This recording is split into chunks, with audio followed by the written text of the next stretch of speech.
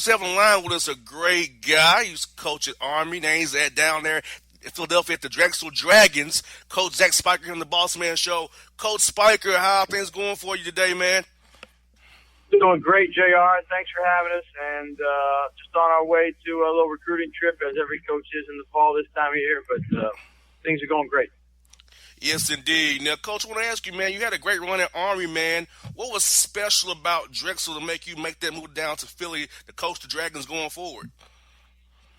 Well, I think anytime you make a move, it's got to be for a reason more than just one item, one thing over another. And as my wife and I evaluated the situation at Drexel and the opportunity and the chance for our children, there were a lot of factors that played into it. But all in all, when you spend time in Philadelphia, you spend time on Drexel's campus and around the people that work at Drexel, it's truly a family atmosphere. It was just something that at this point in time in our life and our career that we couldn't say no to, and we jumped all in with 2 feet, and we're just thrilled to have this opportunity.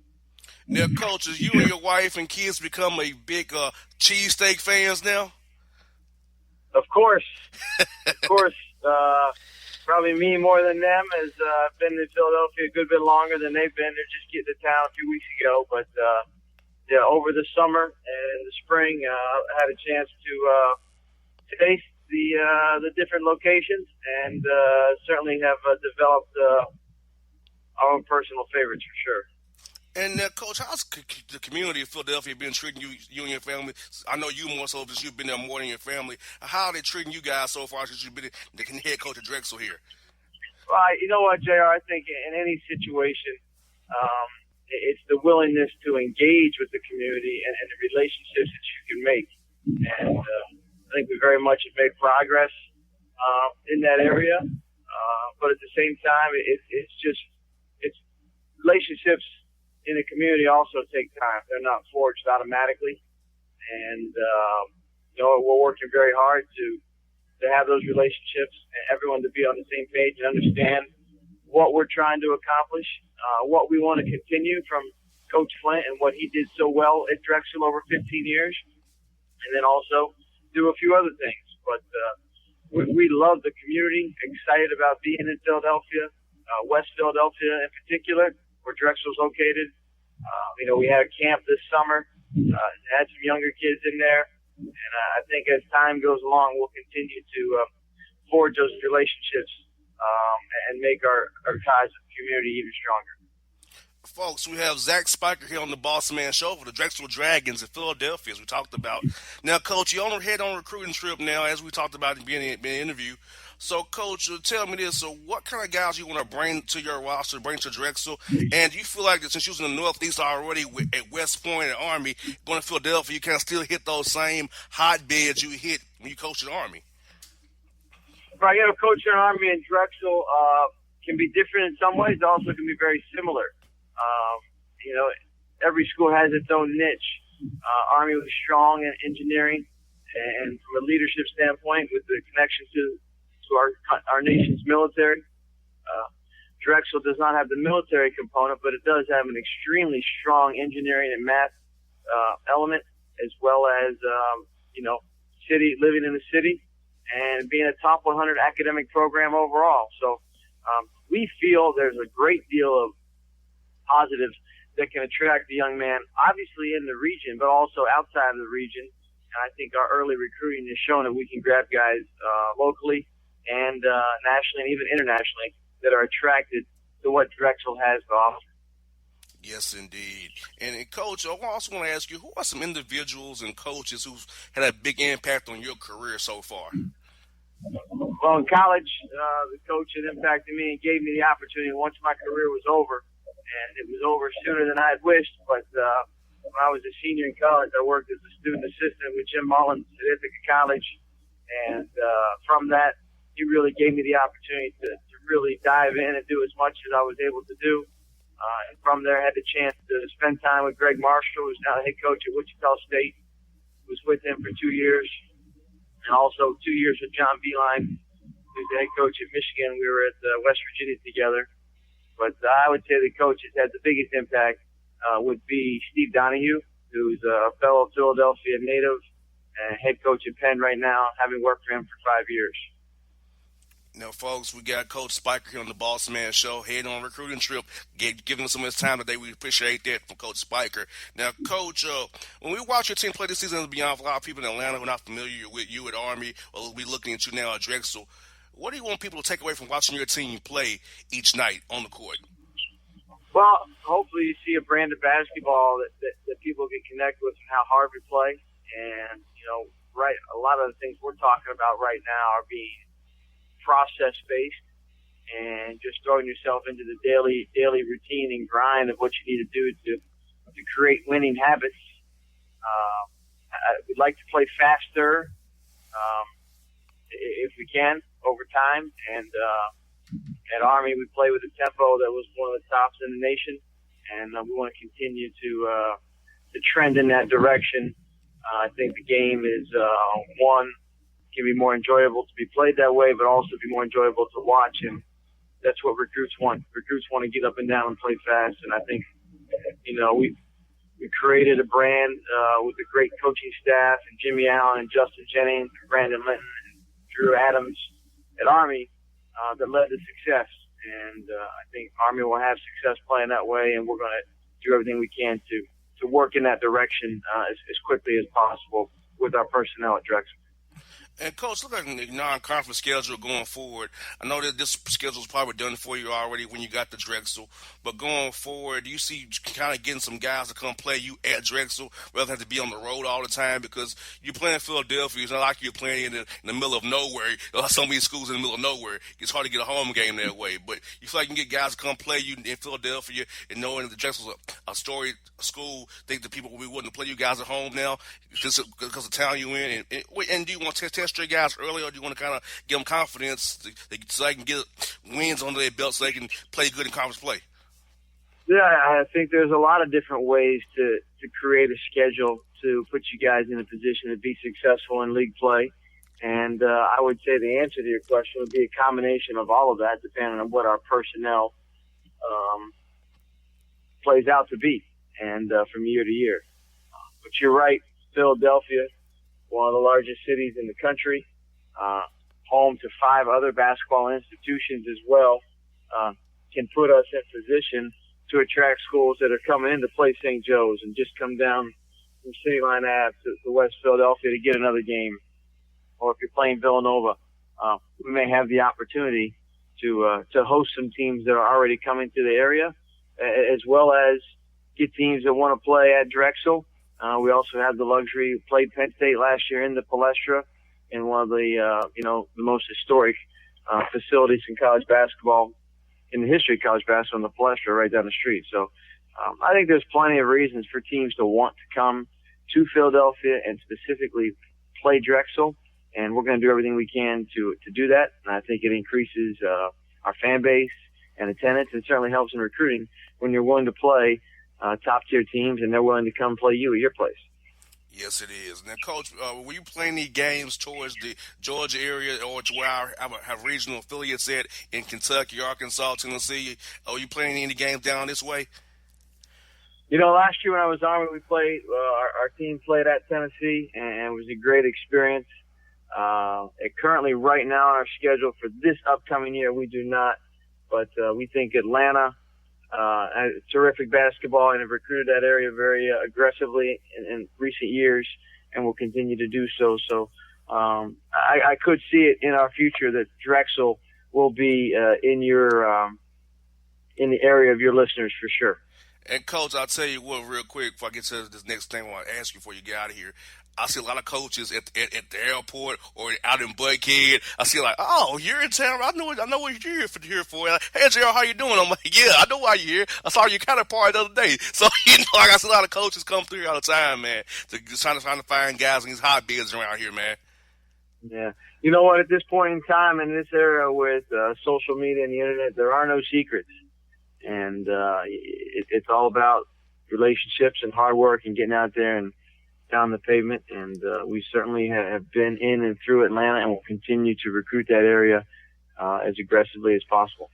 And final one for you, Coach. You can show the listeners here What has it been like a typical day for you being a new head coach at a new university like Drexel? How's it been for you? I know it's been probably a lot of meetings, a lot of events, a lot of this and that. So how's it been for you, man? I love it. It's fast paced, and it's just like how we want to play. It's a tempo that is not stopping, and you can't let it overwhelm me. It's just to me and to us and our program, it's exciting that there's a level of excitement and people want to know what's going on and how we're trying to do things. And if we're not doing something with our coaching staff, we're doing something with our players. But everything we do, we're trying to drive home what our culture is going to be, what our brand as basketball is going to be about, and everything is investing in our players. This is a program that's going to be about our players and about their development and putting them in position to develop, to play at the next level, whether that be in the NBA or overseas professionally. But we've got a number of players, and Drexel has a rich tradition of players playing beyond college, and we certainly want to continue to recruit and build to that for success. Well, Coach Spike, it's been great to have you on with me today. Hope you have a safe trip on a recruiting trip and you get the recruit you want to get, man. I look forward to talking to you again down the road, Coach. Thanks for having me, JR. I appreciate your time. Go Dragons. Yes, indeed, folks. That was our guy, Coach Spike on the Bossman Show. Coming up next, Ledbetter of the AJC talking about the Falcons lost yesterday. The Falcons are struggling, people. We're talking about it with D-Led after the break.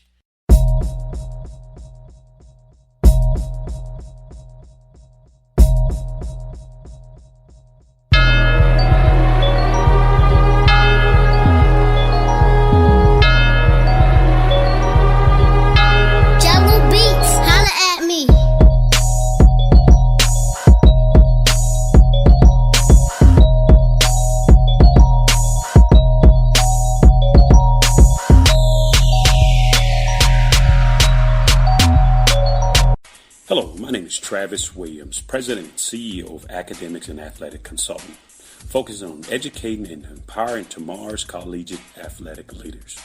My passion is for the education and genuine concern and care for today's student athlete. It's the centerpiece of my life's work. A college education, both in and out of the classroom, is a truly rewarding benefit. For more information on AAC, you can go to www.academicsandathleticsconsulting.com. Once again, www.academicsandathleticsconsulting.com. Or you can follow me on Facebook at Academics and Athletic Consulting or Twitter at Coach TWill24 or Instagram Travis L. Williams 24. Or you can call me at 404-542-6079. Once again, AAC is very proud to partner with J.R. McHenry of the Bossman Radio Show, covering sports and entertainment across the country. Please tune in weekly for informative, entertaining, and expert analysis on today's sports and entertainment topics. Thank you.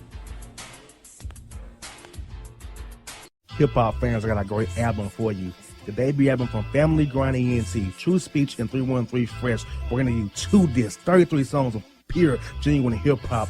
Albums available on iTunes, Amazon, Google Play, illstreetrex.com, and streaming live right now on Rhapsody, Beats Music, Spotify, Xbox Music, Slacker Radio, and SoundCloud. Check them out today, TrueSpeech and 313 Fresh, Family Grind ENT. Believe in it, get it.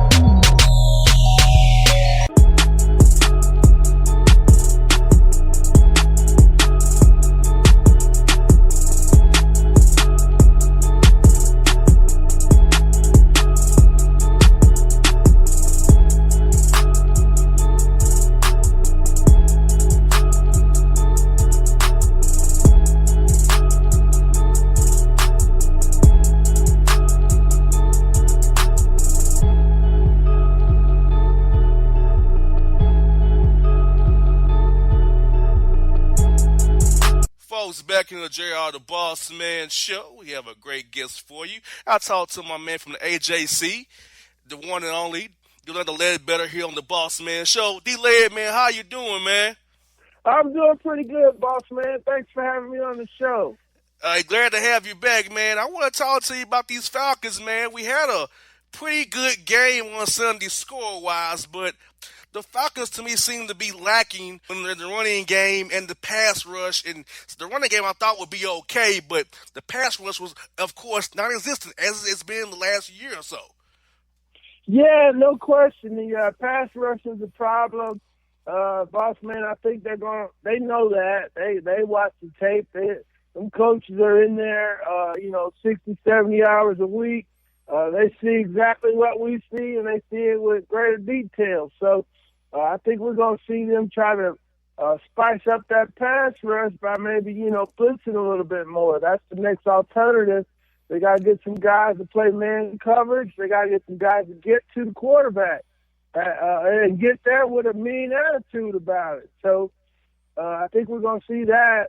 That's got a chance of getting fixed. So we'll see that. The running game, though, I started doing a little studying today on that, and they haven't rushed for 100 yards in the last 6 games. Wow. They haven't. I mean, Devontae Freeman had a good little breakout season, was rushed for 1,000 yards, but he petered out down the stretch last year. So it looks like he's dancing in the hole a little bit, too. So Coleman, we might see a little bit more Coleman, but they need to definitely run the ball better in order to, make the offense more effective. Ryan threw for 300 yards. If you get 100 yards rushing with that, you're going to probably win the game, even though you gave up 17 points, by letting drive keep going and so forth.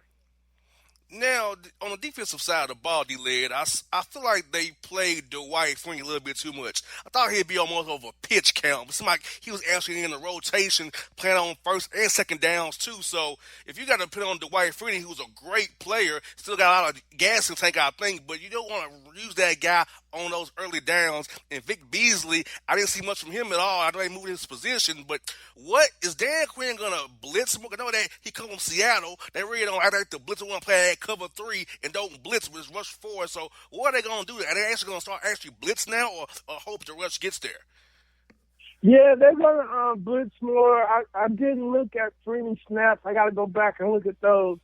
I do know Beasley played 39 snaps with 0 tackles, no hits, no sacks. I don't know if they're crediting him with a hurry or anything, but he didn't affect the game, and that's what Coach Quinn said. That's not me.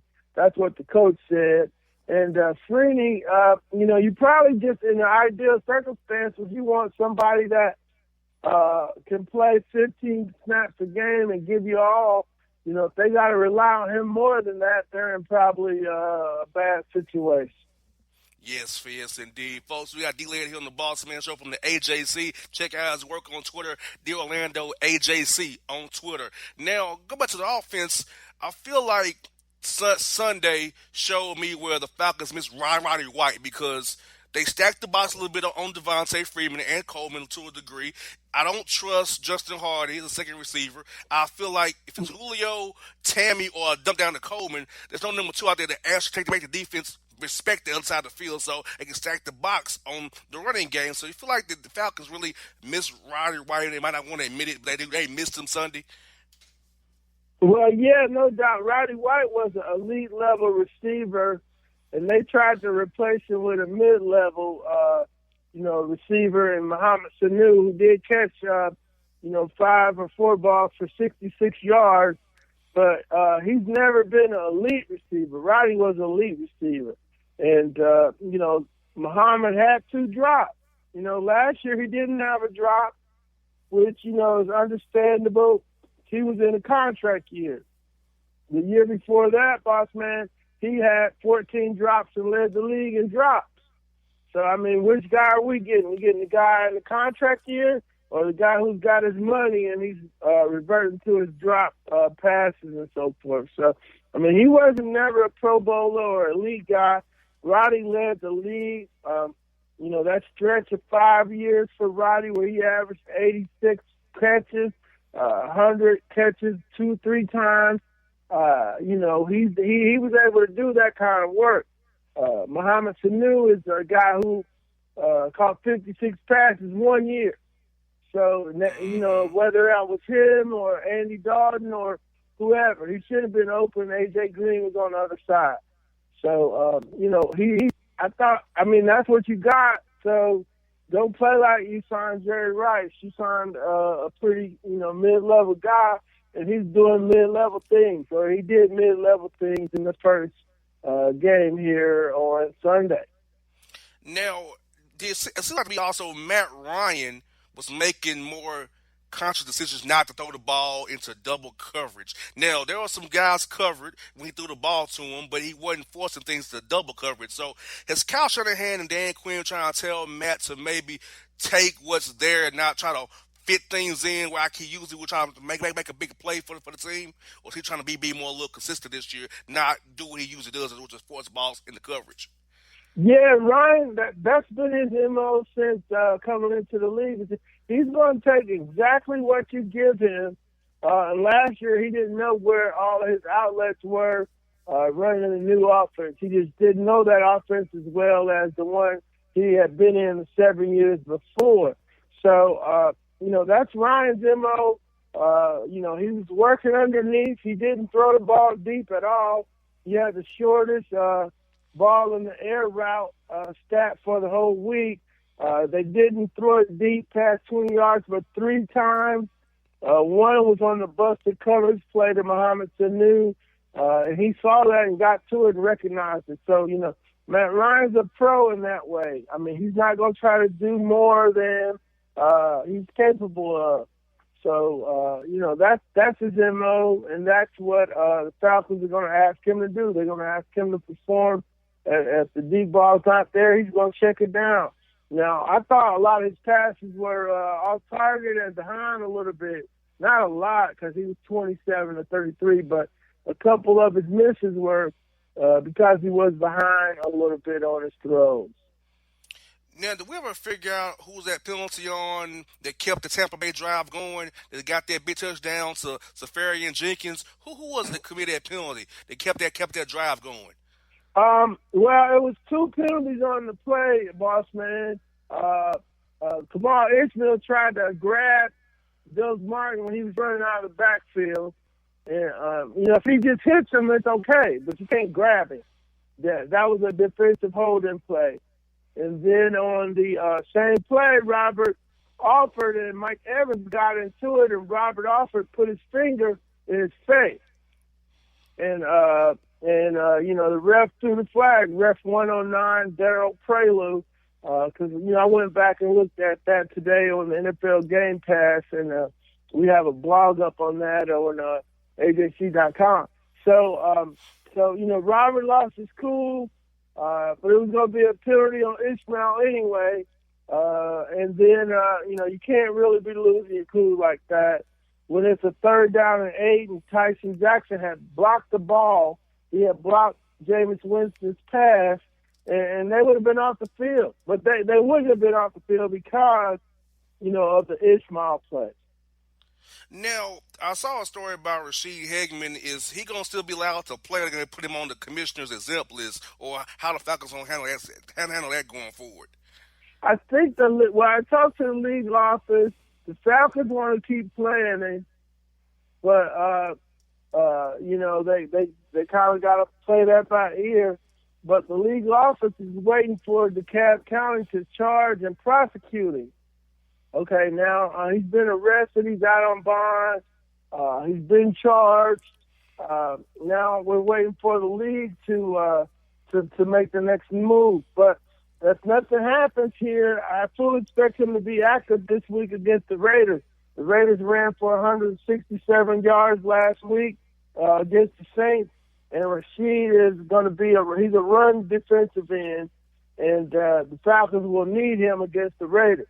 They did need him this week because they throw a lot of they run a lot of nickel package at Tampa Bay, and they were able to put Courtney Upshaw on the roster. So they played Courtney instead of Rashid, but they're going to need Rashid this week against Oakland in the run game. If nothing happens out of DeKalb County and the league decides not to act on the situation. Now, D-Lay, looking at this schedule, we got for the Falcons. So we got at Oakland, at the Saints, home to Carolina, at Denver, at Seattle. I mean, they could be 0-6 before they play San Diego on the 23rd back at the Dome. So I feel like this game was very important for them to win to get some confidence. But going out west, then the Saints going to New Orleans, that's always a tough game. So if the Falcons start 0-6 per se, does that put Pioli, Dimitroff, and Dan Quinn in trouble? Or is Arthur Blank pretty sold on all three and they'll be back no matter what? Well, I talked to Arthur Blank down at the stadium the week before the first game. They were doing a little tour for the media. He seems to understand where they are. They don't want to say they're rebuilding, but they are. You got so many first and second year players on defense. But he would like to see them compete during this tough stretch. He has visions of them going back to the playoffs, which may be realistic or maybe unrealistic. But, I don't think the coach is in any kind of, situation where he may be terminated. I think it's a little too early to be worrying about the personnel department.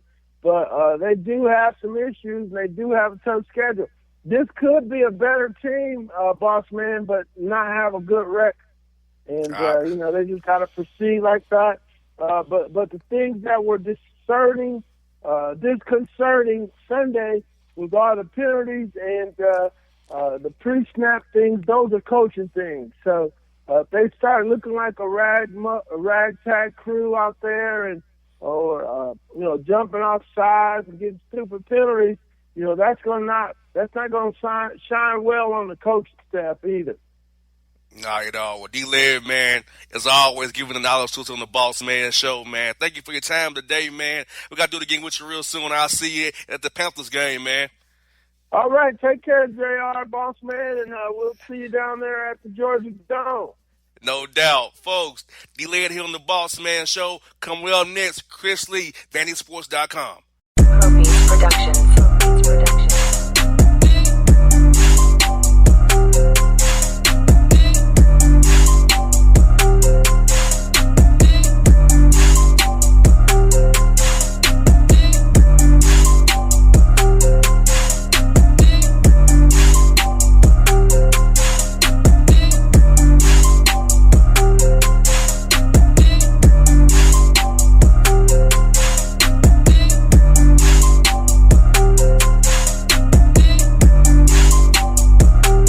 Hello, my name is Travis Williams, President and CEO of Academics and Athletic Consulting, focusing on educating and empowering tomorrow's collegiate athletic leaders.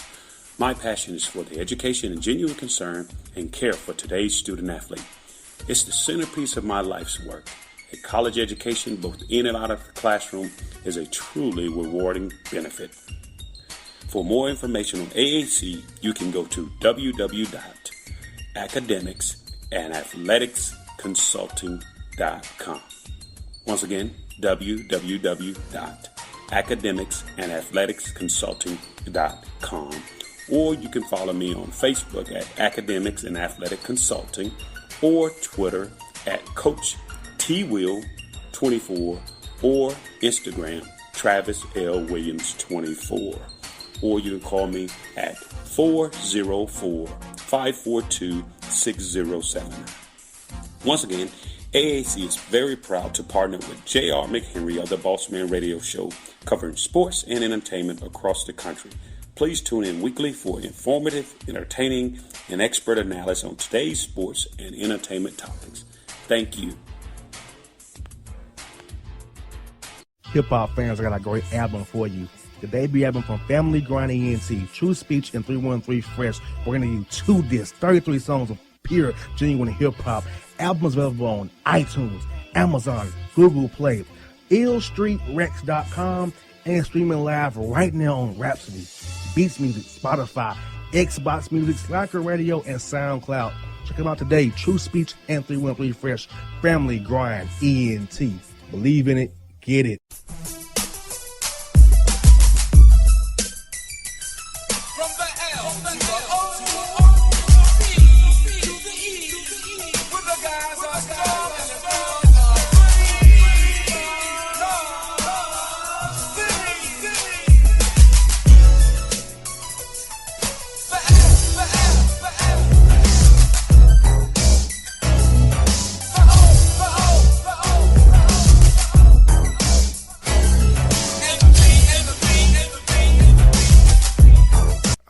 folks, we're back here on the JR the Bossman Show. I was just joined by our guy, the Orlando Ledbetter of the AJC, and Zach Spreaker of Drexel. We're now joined by a great friend of mine, one of the nicest guys in the radio business I know, Chris Lee on the Bossman Show. Chris Lee, how you doing, man? Good to talk to you finally on this show, man.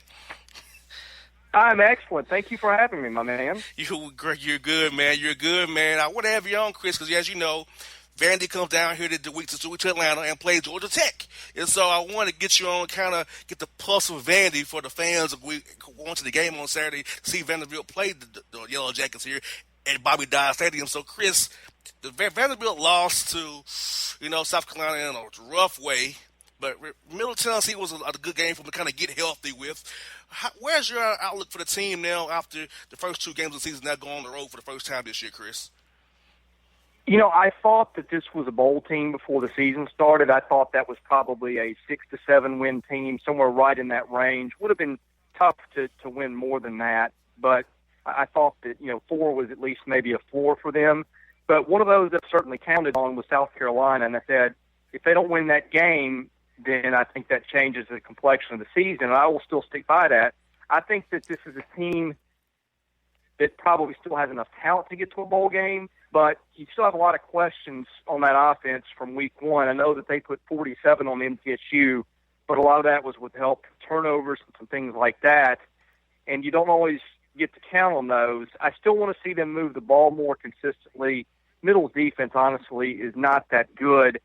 I think I'm going to revise down on them. I think it's going to be tough for them to get to a bowl game now, but I will say that if they beat Georgia Tech, that's not a game that I had them winning in preseason.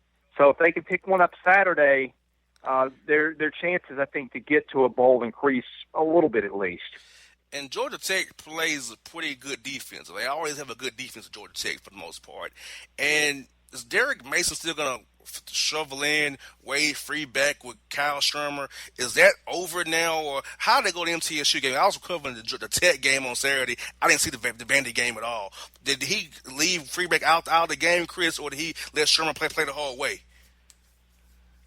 He did play Shermer the whole way, and if folks aren't familiar with what you and I are talking about, what happened in week 1, or really if you want to go back a couple of years, Derek Mason, in his first year as Vanderbilt's coach, had basically run a quarterback carousel with 3 or 4 guys, and you never knew from one series to the next who was coming in. And, look, they were going to be bad anyway, but it kind of made him the butt of a lot of jokes. And really, a lot of people questioned whether he had the aptitude to run a college football program after that. And I think those were all valid concerns. Well, Derek, after the season, says, well, I've kind of learned my lesson. I'm not going to do it again. Well, they are up 10-0 on South Carolina, basically 1 or 2 minutes into the second quarter, and Mason pulls Kyle Shermer, who played well, for Wade Freeback.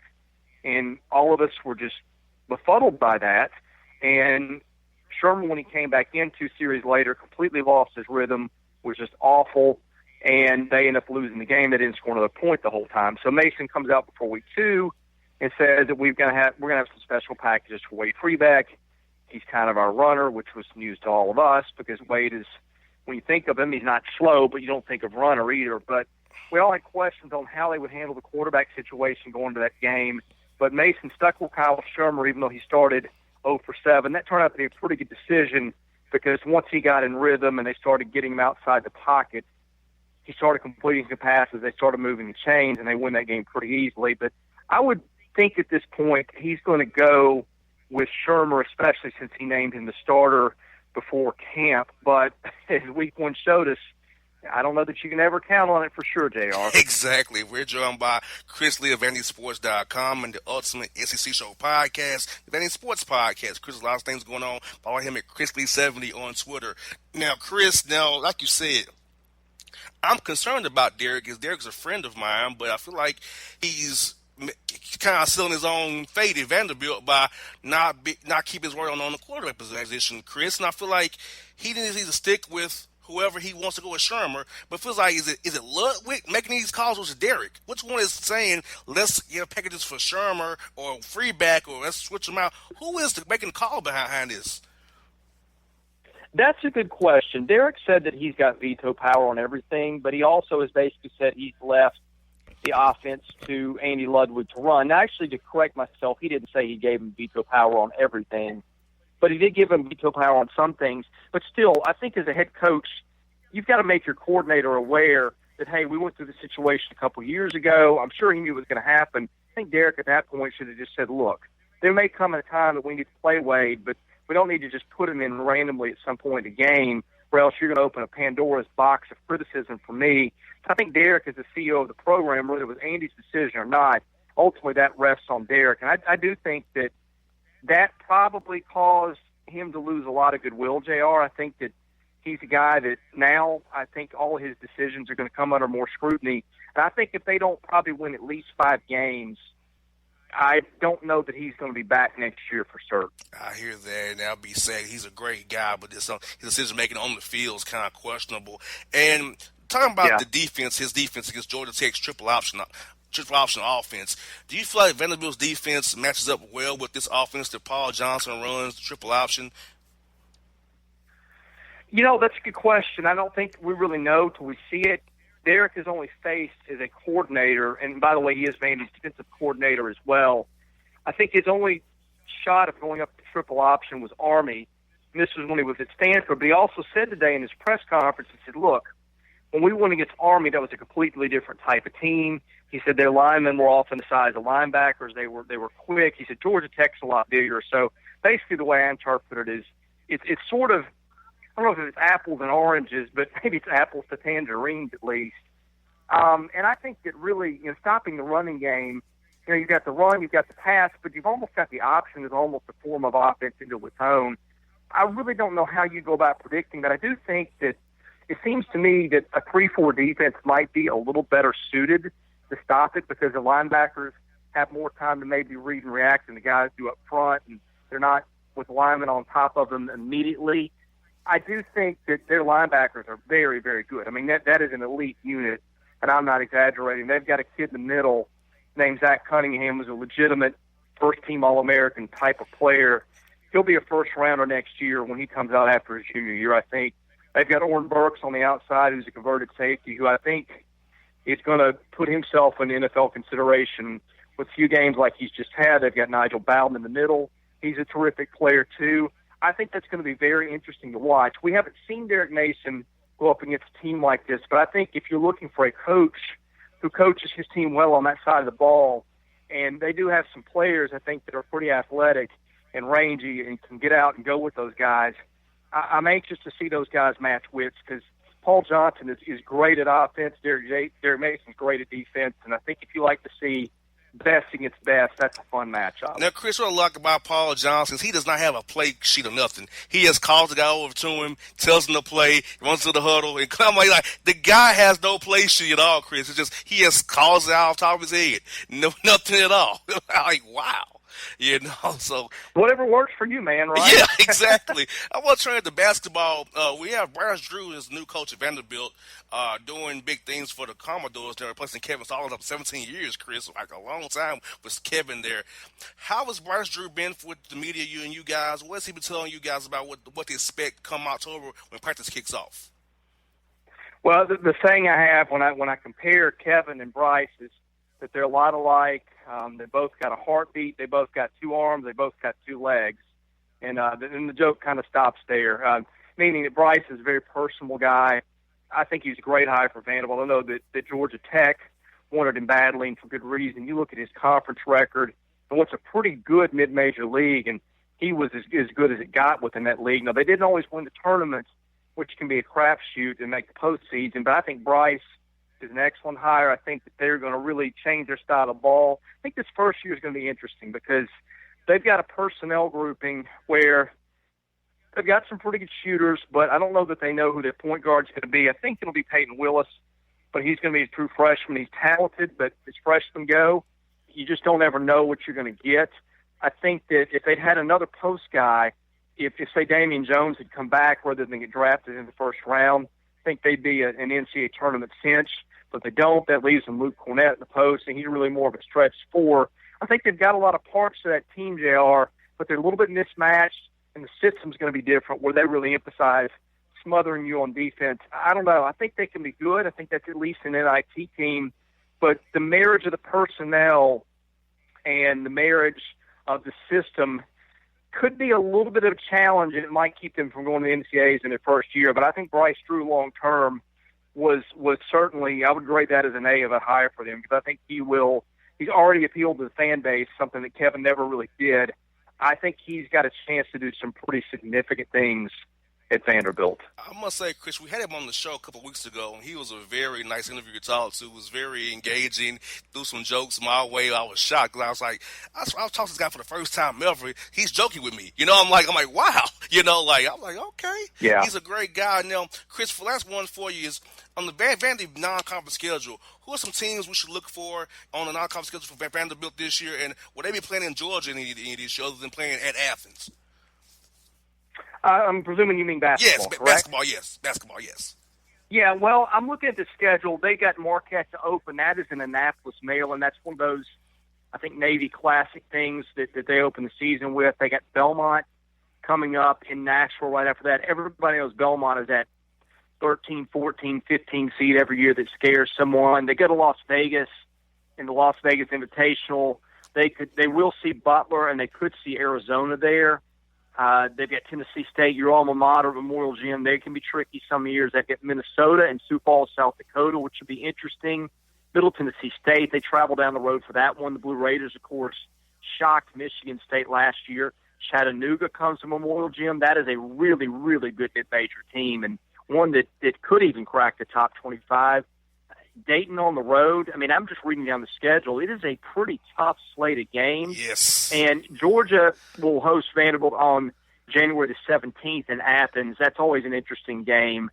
And so that's the closest they will get to your listening audience. And Chris, before you go, can you tell listeners about your podcast, Advanced Sports Podcast, what you do with Trey, and Ultimate SEC Show, what you do with Trey? I want people up here in Atlanta to follow you and get to know you more. So tell them a little bit about what you got going on, Chris, before you go. Yeah, I do a bunch of stuff. I run Vanderbilt's rival site at VandySports.com. We do a podcast about 4 times a week. So if you want to know a little bit more about Vanderbilt and the current picture for them, we do those 4 times during the weekdays on different days. That's at VandySports.com. You can catch those for free there. I do a podcast with a buddy of mine called Trey Wallace. We used to do radio together in Nashville. You can search that on iTunes or some other podcast apps, or you can just search it online. It's called The Ultimate SEC Show. It is part of the Read Optional Network, and our editor is a guy named Ollie Connolly, who's gone to work for the Atlanta Journal-Constitution and some of its properties. So folks in your audience may know that name. Ollie hired us to do that show, and it's gotten really good ratings soon. We do those about 3 times a week during football season. We're also going to do those during basketball and baseball season. It is going to be a year-round podcast. It is going to be very heavy football right now, but it is also going to be seasonal to those other sports. And if you want just a good way to keep track of the SEC, we try to keep it to the point and meaningful. And it's not a marriage of pop culture and sports. It is about football, baseball, and basketball with some humor thrown in. And if you're an SEC fan, it is a wonderful way to keep tabs on what goes on within the league, and I hope people will listen to that. And again, you can find it on iTunes and other places. It's called The Ultimate SEC Show, or you can also search the Read Optional Network and find it that way. Chris, thank you for your time today. I look forward to seeing you in a couple of weeks, man, when I'm in town, man. Hey, it is always fun, and thank you for having me. Thank you, Chris. Folks, that was Chris Lee on the Bossman Show. Come on, this is the Boss Report after the break.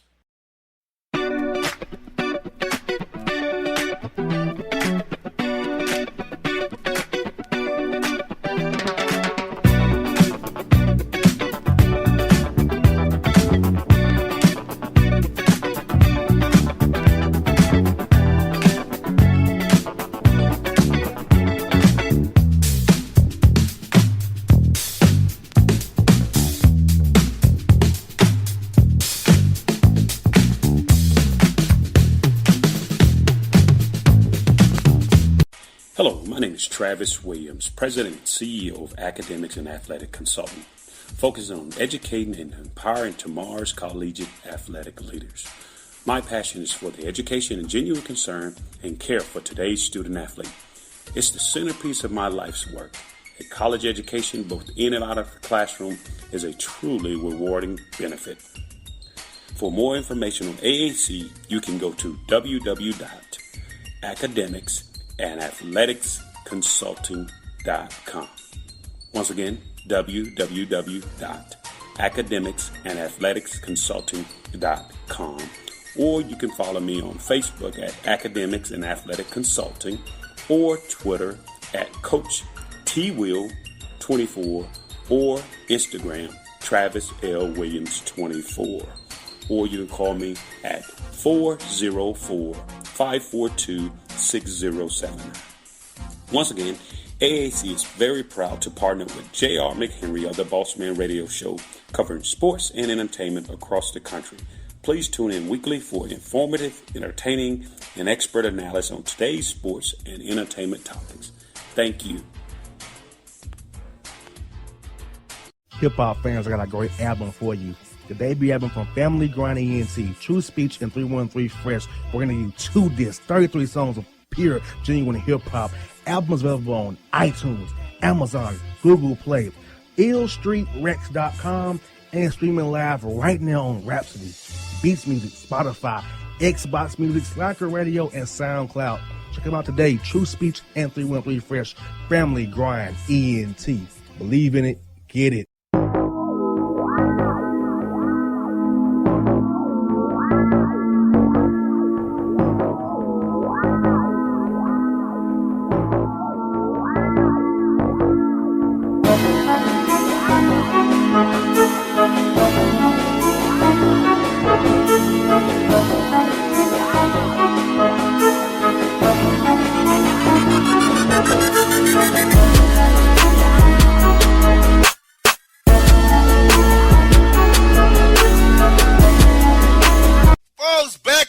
Bossman Show, time for the Boss Report. We've had Zach Spreaker of Drexel.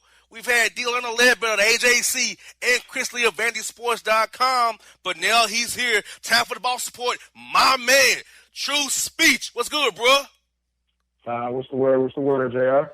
Man, now much week 1 of football season is over. Week 2's coming up. And now it's time for the Boss Report, brother. Absolutely, man. Let's get to it. No doubt. Folks, you've been waiting on it. It's time for it. It's here. It's Boss Report. All right, dog. First story is, hey, ho, yo mom's a hoe. Pennsylvania cheer mom arrested after being caught chopping down her daughter's classmates in her car and in their garage, bruh. In the car, in the garage. Really? Dog, that girl is never, ever in the history of her life going to live that down. That is horrible. Like, I feel so bad for that kid right now, dog.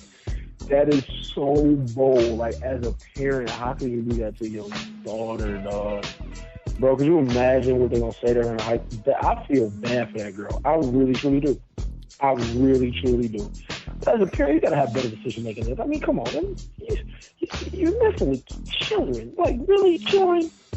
You know, oh, my God. Her high school career and her college career is all over. She's going to have to move out of the country, bro. Otherwise, she'll never lose that down. She'll never lose that down. Well, stop the domestic violence, bro. Florida teen arrested after bruising boyfriend's eye with a box of Atlas condoms from Dollar Tree. Get the hell out of here. What? Oh, that story is dog. What the hell, bro? There's no way that's real. Oh my God. Okay, so first of all, I don't agree with men or women putting their hands on each other. You're in a relationship. If you can't solve your problems, your issues better than physical violence, then you don't need to be together. Second of all, how you get your ass whipped with a box of condoms, boy? That's from the Dollar Tree at that. Dollar Tree. You didn't even get hit with the Trojans, bro. You got hit with the the afterthought condoms. Like, oh my God. Bro, that's so horrible. Like, it's one thing to get your ass with a condom. But to get your ass with something that ain't even a Trojan, that is embarrassing. You know what I mean? It's like, dude, like, the hell, bro? Exactly. Seattle burglars are on the loose, bro. I still didn't get this. About $40,000 in marijuana from local medical marijuana shop. Damn, that's a lot of weed. So first of all, every time a big cable like this happens, I always gotta ask the question, how? How did you manage to steal 40? Let's break it down, right? So, I'm using hypotheticals here in case anybody from the Federal Bureau of Investigation or anything like that is listening. Hypothetically, what do they call it? A brick is the street name for it. A brick of marijuana sells roughly street value depending upon the quality of the plant, $800,000, $1,200, depending, right? So that's 40 bricks, 40 to 45 bricks. How do you steal that and get away with it, dog? I want to know the logistics behind it. How do you pull that caper off? Exactly. That's a good question right there, bro. And this is crazy. Florida crazy. Florida mother arrested after kidnapping 13-year-old neighbor to pleasure her box in the back of a dollar store stocking truck. Wait, what? So the neighbor, she kidnapped a 13-year-old little boy? Yes. So he could pleasure her box in the stocking truck of a dollar store. Come on, dog. First of all, I don't even know where to start with that story, man. I'm so tired of hearing these situations where people are preying on kids, dog. Like, how you 13-year-old? He ain't got what the hell? Like, what type of? My brain just had a meltdown, dog. It really did. I'm trying to make sense of something that's illogical, and that's my fault. I blame myself. I think that's disgusting on every level, dude. Like, come on, that's a kid. 13, you in the 6th, 7th grade. What you really got to offer a grown woman? You know what I mean? Exactly. People out here are sick, bro. He has no stamina at all. He's a kid. None. Terrible. He don't know what he's doing. Like, why do people prey on kids? I don't understand it. I literally cannot understand it or comprehend it. Yes, indeed. And elsewhere in the world, we have an Argentinian president adopts a young man to prevent him from, quote, transforming into a werewolf and attacking women with his large stick. Jesus. That is the most ridiculous thing I've ever heard. I mean, we've had some real dudes on the show before. We really have. But that, my friend, easily that just made the end of the year wrap up. Exactly. The sheer level of ridiculousness that just made the wrap up. It's stupid on so many levels. I don't even know where to start. My brain is not even allowing me to register what you just said. I don't even understand. Exactly. Think about me having to read the crap. You know what I'm saying? Dude, I don't know how you read that with a straight face. I'd have broke. I couldn't do it. Hey, doing this 6 years, so I'm pretty used to it. After 5-6 years of doing it, I can kind of get through it before I crack. You know? Exactly. I still probably want to crack, bro. Yeah. Well, we're back to Florida. Florida crazy. Florida man arrested after punching fellow bus rider in the face over a stinky yawn and scratching his balls. So, he punched him because he felt the need to scratch his balls on the bus? Or was it over the yawn? I mean, it's a couple... The yawn and the fact that he scratched his balls on the bus.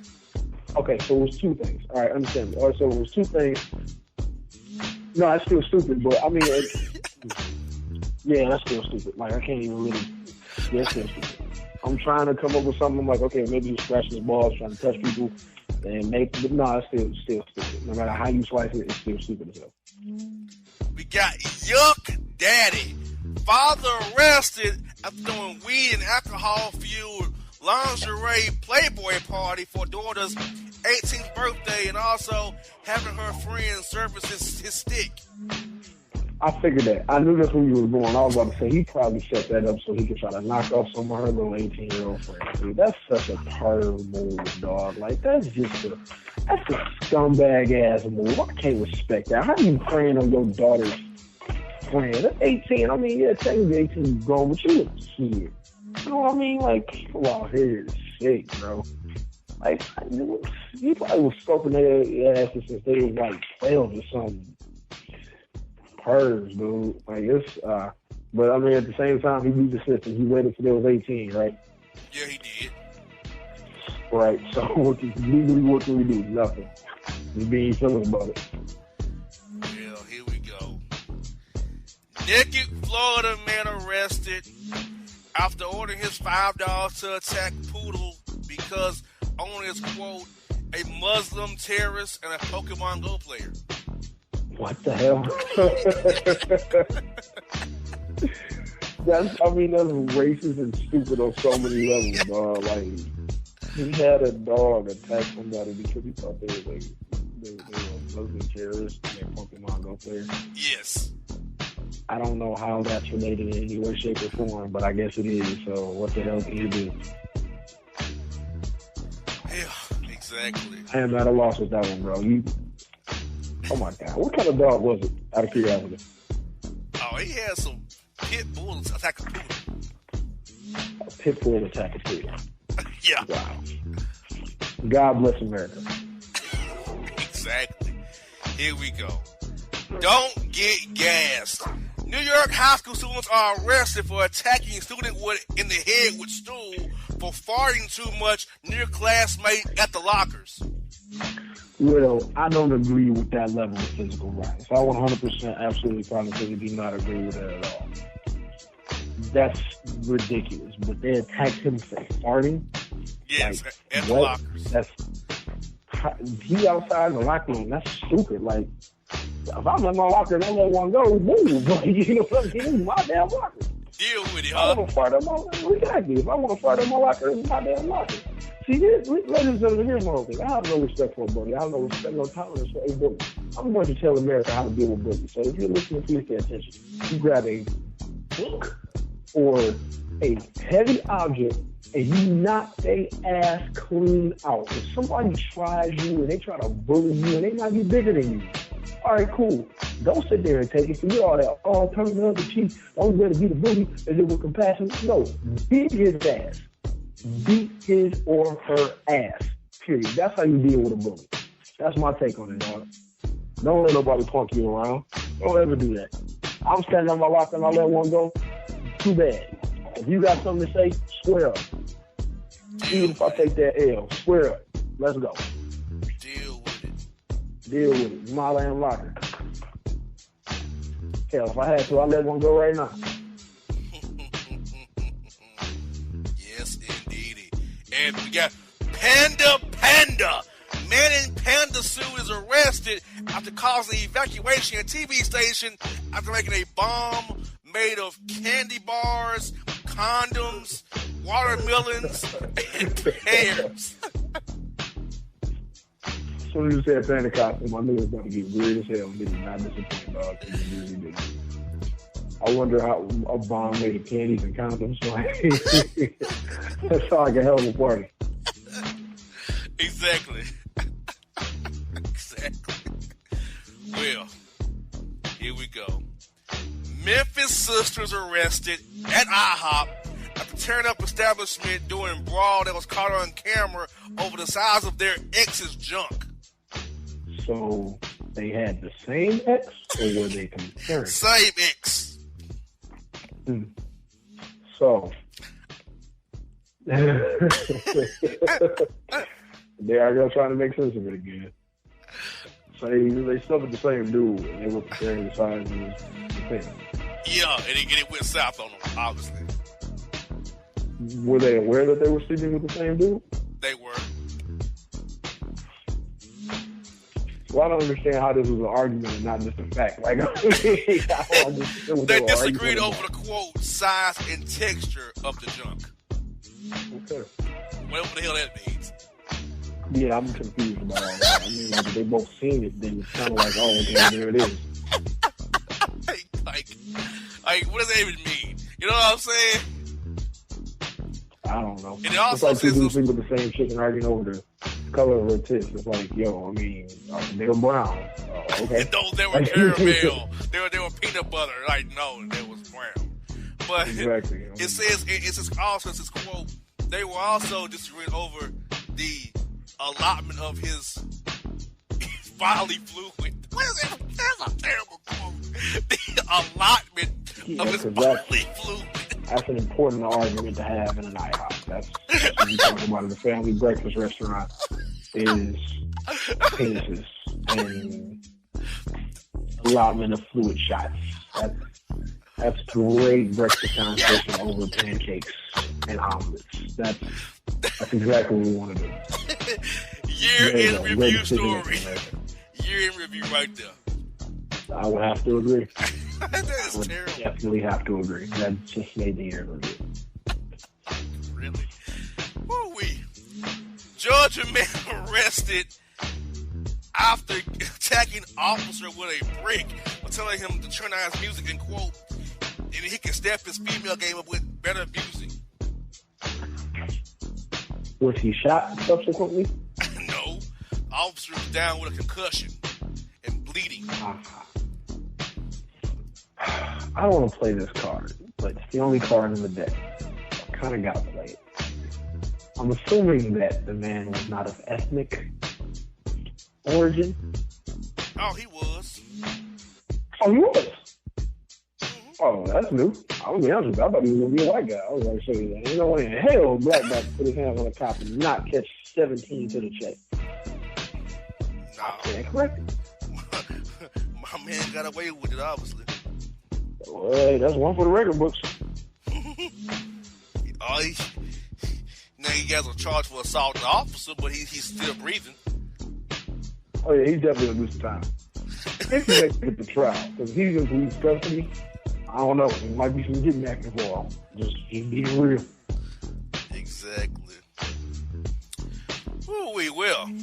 Georgia woman arrested after a string of cigarette carton heists via her motorized scooter. I'm sorry, did you say on a motorized scooter? You did, I did. Like the ones you find at a Walmart? Yes, indeed. And she actually managed to somewhat get away. Yes, she did. They must have been the sorriest police and or security officers in the history of existence, bro. Those things literally go a mile an hour. You could walk faster than that. You could crawl faster than those things move, and she got away. She sure did. There is no way in hell that those people still have a job after that. Like, I would have fired them immediately. Exactly.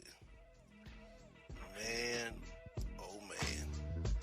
Well, Oregon mother and daughter psychics arrested after managing to con lonely tree farm heir out of millions, saying, quote, that they can help him achieve the right money via the blessings of the sky. Did they channel Miss Cleo? Probably did. The blessings of the sky. What a terrible quote. It's just absolutely stupid. The blessings of the sky. That's a terrible I got nothing, dog. I got absolutely positively nothing. I don't understand it. It's a terrible take, bro. It's a terrible take. To say the least. To say the least, it is. I mean, It is a horrendous take. Like, blessings of the sky. what? That sounds like Miss Cleo's special edition right there, boy. I'll tell you. Call me now for your free reading and your blessings of the sky. That line alone is terrible. Quote, the blessings of the sky. That quote is terrible. Jesus. No, that's an understatement, bro. That is an understatement. Call me now, your free reading. And the final story is this. Georgia babysitter arrested after using kids she was watching to rob bank while she was getting her some, getting some, you know, the song.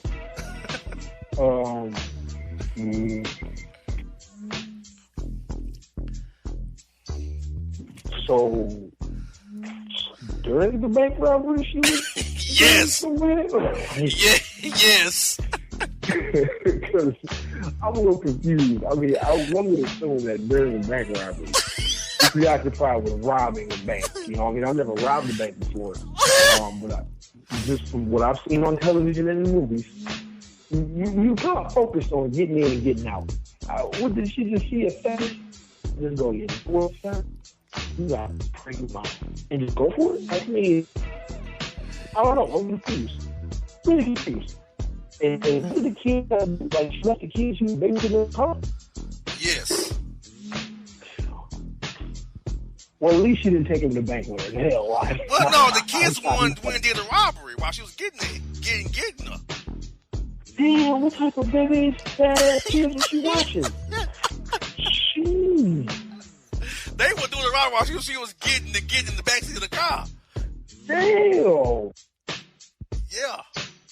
That's a hell of a way to spend an afternoon with the babysitter.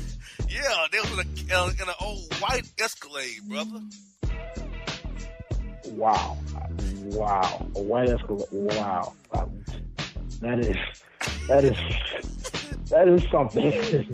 That is something. Exactly.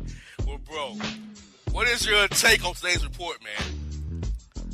First things first, people got to stop abusing kids, dog. Like, I really have a legitimate problem with people and how they abuse and just go after the kids, man. Like, I'm at an absolute loss behind it, and I just don't understand it, and I don't get it. Oh, Lord. Second, how do you rob a bank and get hit at the same time? Like, I'm kind of lost with that one. I don't know. I'm kind of like, there's still a little shocked about that one. That one was rough. Oh man. And those definitely made me really that I went to earlier definitely the interview. I mean, the was a very thing there off the board. Like, it took me to places. It really did. A couple of stories that we talked about. Oh, we don't go over and do this. I mean, this is ridiculous. Exactly. And can't forget, quote, blessings of the sky. Yeah, that definitely made the interview. Call me now for your free reading. And I know that's what that reminds me of. It reminds me of Miss Cleo. And people arguing, women arguing over, quote, size and texture, and, quote, alignment of bodily fluids and IHOP. Yep. Yeah, I would have to say that definitely. Yeah, man, argue over the penises at Walmart. IHOP. That's just not okay. That's just not okay. Yes. What is okay is what's going on with Family Grind and TrueSpeech. What's going on with Family Grind, bro? Oh man, so excited to as everybody should know, if you don't know, $P. ST is coming soon, you know what I mean? Definitely announced that. Really excited about that. Excited to push that, man. Finally got $sign together, putting this project out soon, so people be on the lookout for that. Ace Boogie still got the project Nice to Meet You out. It's banging. Hit up familygrind.com, iTunes, Amazon, anywhere you can find music. illstreetonline.com. We got you. Nice to Meet You EP is free. Also, hit up youtube.com/MGETV to check out all of the visuals. We got the $P teaser up there. We got Ace Boogie's videos up there. Me and Fresh got our joints popping. And people, I can't tell you, I really can't because it's cooking up. It's cooking. But you want to hit up familygrind.com and subscribe because we got a lot of shows coming up. I want to say thank you to Salt Lake City once again. They showed a lot of love last week. It was super dope. Everybody showed up, showed out. It was beautiful. October 5th, we will be at the Subterranean Lounge in Chicago. So if you're in Chicago, October 5th, I'm hollering at your boy. After that, if you're in Detroit, we'll be at the Blue Collar Gentleman show in Old Miami, downtown Detroit. So you definitely want to hit up familygrind.com and come get plugged in all those details first. No doubt. Well, folks, this is Boss Report, Bossman Show. And if you don't know, now you know.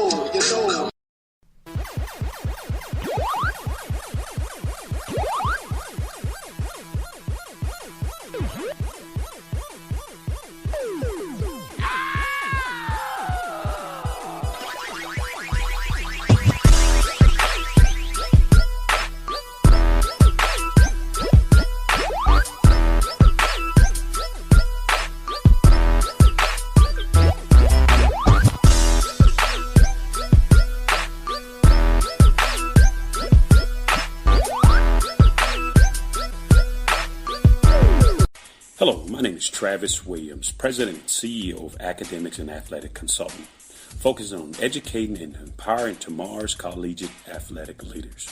My passion is for the education and genuine concern and care for today's student athlete. It's the centerpiece of my life's work. A college education, both in and out of the classroom, is a truly rewarding benefit. For more information on AAC, you can go to www.academicsandathleticsconsulting.com. Once again, www.academicsandathleticsconsulting.com. Or you can follow me on Facebook at Academics and Athletic Consulting or Twitter at Coach TWill24 or Instagram Travis L. Williams 24. Or you can call me at 404-542-6079. Once again, AAC is very proud to partner with J.R. McHenry of the Bossman Radio Show, covering sports and entertainment across the country. Please tune in weekly for informative, entertaining, and expert analysis on today's sports and entertainment topics. Thank you. Hip-hop fans, I got a great album for you. The debut album from Family Grind ENT, TrueSpeech and 313 Fresh. We're going to do 2 discs, 33 songs of pure, genuine hip-hop. Albums available on iTunes, Amazon, Google Play, illstreetrex.com, and streaming live right now on Rhapsody, Beats Music, Spotify, Xbox Music, Slacker Radio, and SoundCloud. Check them out today. TrueSpeech and 313 Fresh. Family Grind ENT. Believe in it. Get it.